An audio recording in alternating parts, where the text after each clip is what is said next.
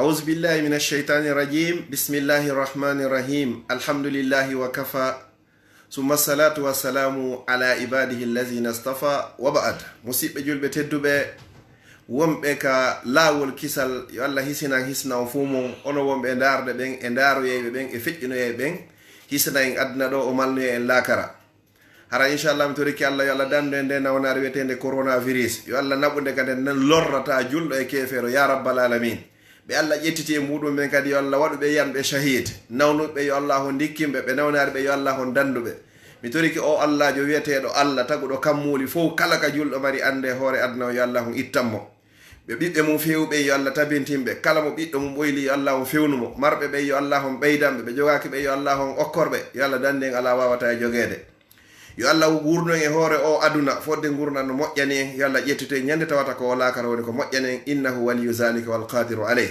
be mawbe meden jibimbe e der l'islam andini en l'islam fati be fop yo Allah wadu firdawsi ala werde mabbe yeru luttube hore gurnambe yo Allah boyni do en e mabbe hawa wastay luttay musibbe julbe teddube musiddo mon Abdallah Diallo Brixel salmini on salminango dina salminango l'islam salminango yimbe aljanna ka aljanna yo Allah wada on fop modon jeabe yimbe aljanna innahu waliyu zalika wal qadiru alayh yo Allah yafo en bakkatuji meden jani e tosoki suudidi e feñudi di andude en fimu e anda fimu yo Allah jogitor en sabu yurmende makko wata o jogitor en sabu bakkatuji meden haray musibbe julbe teddube hanki en waduno yewtere ko yowodiri fi sumaye haray en humpitike wondema en heɓay koɗo tedduɗo sifa makko ala ko ɓooya ko e nder jonte ɗiɗi joni noon koɗo on himo arde ka meɗen o landino en haray ko honɗum woni ko maranɗenmo ko honno habborɗenmo ko ɗum o landino en hanki on koɗo no wi'e suumaye innuɗen hiɗen marani o koɗo si o seenike fi ndarugol encourage gol mo yo ar o juuro en wiɗen himeɗen maranimo marareji 15 o landino en ko hondi wonɗen marareji innuɗen hiɗen habborimo si Allah jaɓi en hooray ko ɗum woni goo on ɗiɗi ɗen kadi wiwɗenmo si Allah jaɓi en daroto naafen ha lewru ndu lanna tati on en fof innuɗen en ittay sadaka si o koɗo meɗen ari e nder lewru suumaye nayi on innuɗen en ñamminayi ñamete kadi en ittay sadaka ñammine ñamete jowa ɓunno wiɗen en huntinayi kadi horuɓe ɓen fop inchallahu si tawi o koɗo hewti jeego wiwɗen en tinnoto moƴƴa e janngugol alqur'ana wiɗen kadi hiɗen maranimo jeeɗɗi on en ɗuɗɗinay kadi janngugol qur'an ɗa ko tinnagol ɗa ko ɗuɗɗingol jeetati o wiwɗen kadi en wakkitoto ha wullen ma wullinkino ɗen nde hiɗen janga qur'an ma se nani qur'an ma nde hiɗen naafa jeenayi on wiwɗen kadi en ufinoto ga juulirɗe coronavirus noon ari noon ufini en wata suuma e aro enen kar ronki en ufinagol haray 10 ko maranɗen o koɗo wiɗen en waɗay umra ka nder lewru suumaye si Allah subhanahu wa taala newinani en 12 on o innuɗen kadi en hebbinay jantagol inde Allah 12 on wiɗen kadi en hebbinay noddugol mo yankinomo ka makko toroɗen Allah subhanahu wa taala yo yaafo en 13 wiwɗen en hebbinay insinagol tubugol rutto ka makko kanko Allah 14 bon wiwɗen en jokkay en ɗan en naɓidira nayi sunna katiji en okkoray marɓe en okkoray ɓe mara 15 on fof ko ɓuri mawde ɗeɗo kon fop wiwɗen en ɗigganay nene e baaba yeetiɗen koɗo men wonɗo e arde on hanki ko ɗum ɗo woni ko maranɗenmo o inni o weltike ɓay noon o weltike kanko kadi o inni joni inchallah wo o seenoto enen kadi noon landiɗenmo ene haray ko honɗum o woni e neldude en ene si o ari ko honɗum tigi on addoranta en sen wakkiliki en waɗi ɗiɗo fof ka jaɓɓagol mo haray kankadi ka saaku hun ton haray ko honɗum o marani en bi mana sen hoori lewru suumaye ndu moƴƴa ko honɗum e honɗum heɓeten e nder lewru suumaye ndu lewru suumaye ndu inni wohi ndu marani en kanyiru kayɗi enen en marani honno marareji 15 kayru kan ndu andanayi en fandaji 15 ko ɗum woni ko ndu neldata en wo gogo on taw won ila ñande suumaye fuɗɗi ɓural aranal ko woni e lewru suumaye kon wo ko fatuhu abwabul janna Allah uddita e dambuɗe aljanna ɗen ɗe fop majje wa ihlagu abwabu niran o soka kadi dambuɗe yiita ɗen fop wa tasfidu shayatin o kolmba o jolka kala dendagal sheytanero ko ɗum woni ɓural aranal ko heɓeten e nder suumaye si o koɗo meɗen ari. Lande ɗen mo ko honnum kadi o yini ɗiɗa ɓunnum woko takrimul umma bi tanzilil qur'an wo wande de ndu lewru wonde arde ɗo ko e ndu lewru ɗo woni ko alqur'an on jippina. Allah woniri lanɗo Allah subhanahu wa ta'ala teddiniri Jibril alayhi salam sabu jonnugol mo qur'ana o yo teppin e Muhammad. Jibril woni lanɗo malaika. Qur'ana on jippina e Muhammad sallallahu alayhi wa sallam sabu teddugol qur'an Muhammad woni khairu khalqillah kanko ɓuri moƴƴude tagefa gon fof. Qur'ana on tippina e nder lewru suumaye woni lewru ɓurndu teddude e lebbi ɗin fop sabu ko qur'ana tippi e mayru kon. Qur'ana on tippina e jemma laylatul qadri on oɗo kadi o joni jemma ɓurɗo moƴƴude e jemmaje ɗin fop. Qur'ana on tippina e mofte Muhammadu sallallahu alayhi wa sallam wonɗe mofte ɓurɗe moƴƴude kala moftaji yaltinanaɗi wonande yimɓe sabu alqur'an. Joni noon o koɗo men ɗo o inni awa ande de min o wonɗo e arde ɗo wo koye an qur'ana on tippina kadi e ɗe mofte ɗo.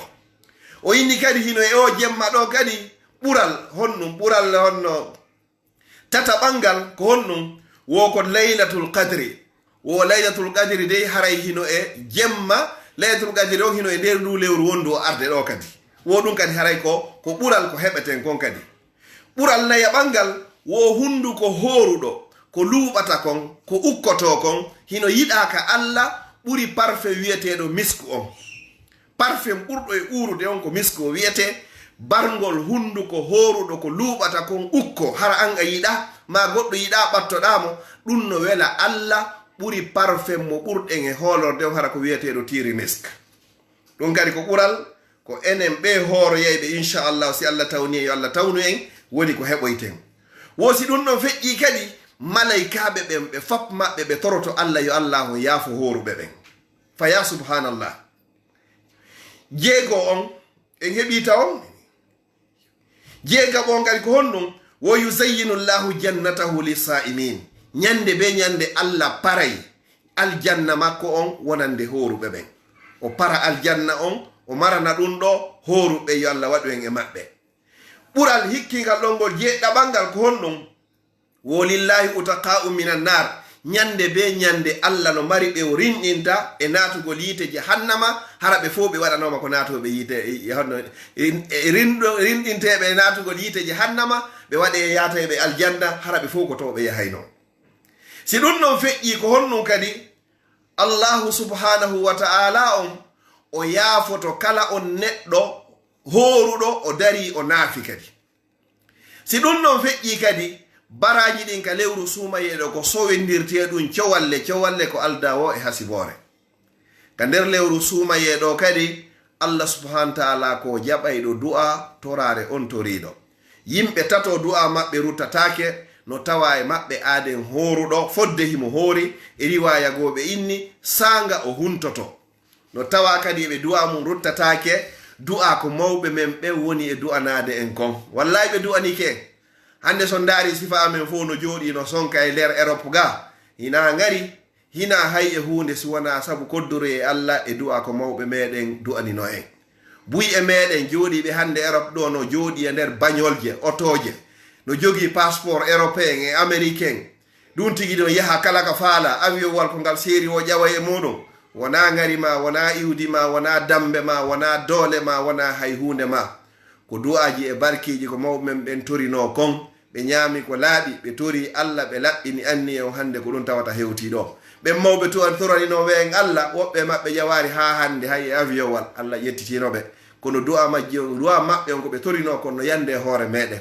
Mi toriki Allah ɓay ko an Allah hoddiri ɗum ɗo mi toriki Allah yaafoɓe.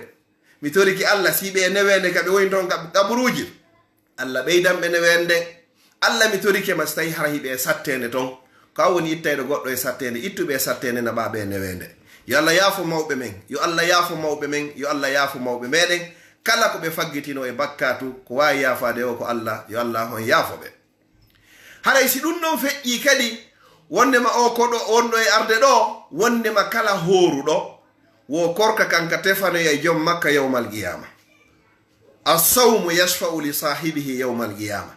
Korka kan inno e Allah o mi haɗino mo ñamugol mi haɗino mo yarugol, mi haɗino mo tuwoyago, mi wonino heedo hakkunde makko e ɓeygu makko, mi wonino heedo hakkunde makko e weeli foti. O acciri darugol ko harmu sabu an, o acciri memugol ko harmi sabu an, o yatano ka boîte ji sabu an, o walliniri cigarette sabu an, o walliniri biere sabu an, o walliniri jeeno sabu an, o acciri riba sabu an, o acciri kala ko harmi kon sabu an. Min korka kan inna Allah mi torike mami jeejima accu mi tefana o neɗɗo ɗo. Allah inna mi newni korka kan tefana ma hakana ɓama aljanna. Ko wawi ɗum wo yawmal qiyamati ko korka kan e alqur'ana e o wiyeteɗo muhammadu sallallahu alayhi wa sallam.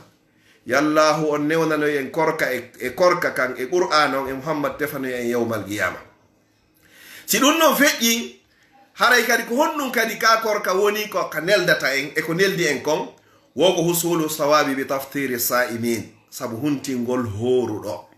musidɓe julɓe tedduɓe e yewtina ɗum ɗo e toɓɓe feƴƴuɗe ɗen kono be fillitoɗen nde kadi sa hontini horuɓe 10 baraji ma no fota wa sa hoori balɗe 10 ñallal be o yoɓama balɗe 10 ha balɗe 90 ha balɗe 100 ha balɗe guluje 100 sabu ko ƴettuɗa tamarore wotere pet huntinɗa horuɗo.